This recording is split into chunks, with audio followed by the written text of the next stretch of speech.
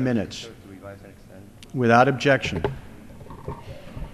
I thank the gentleman for his time. I rise in strong support of this rule, and I'm pleased to be able to comment on the financial services and general government section of this bill, which provides for a total of $24.1 billion in discretionary appropriations.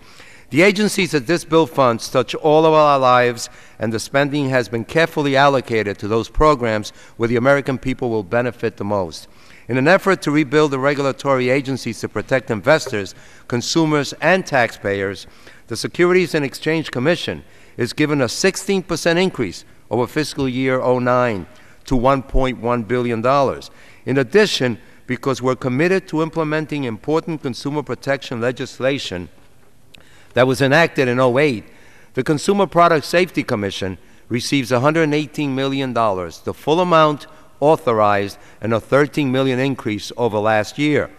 In this conference report, we also want to make sure that capital and other assistance gets to small businesses and disadvantaged communities, not just to large businesses and the wealthy. The Small Business Administration and the Community Development Financial Institutions Fund both received significant increases above fiscal year 2009. The IRS is sufficiently funded to allow for the fair and effective collection of taxes, including resources to pursue wealthy individuals and businesses who avoid U.S. taxes by parking money in overseas tax havens. There's also more than the budget request for taxpayer services. The federal judiciary receives the funding that it needs to keep up with increased costs and responsibilities. We also provide a 2% pay adjustment in 2010 to our hardworking federal workers. In this bill, we meet our obligations to the District of Columbia. I feel very strongly that Congress should not be overly involved in local affairs of the District of Columbia.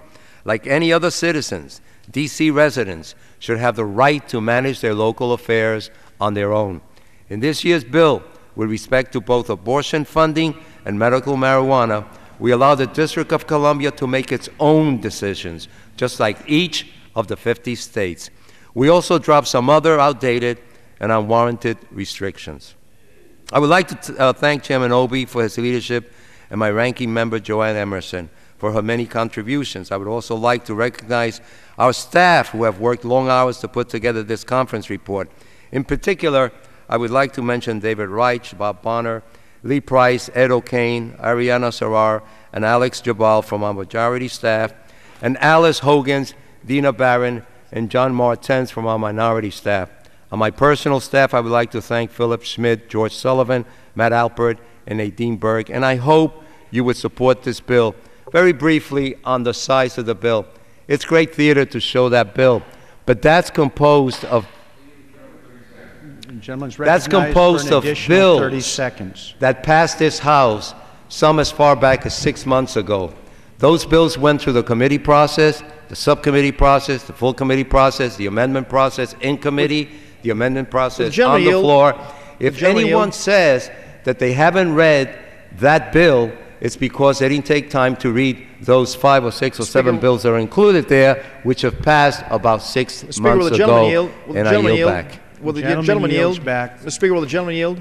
The gentleman yield back his time. The gentleman from California. So he chose not to yield.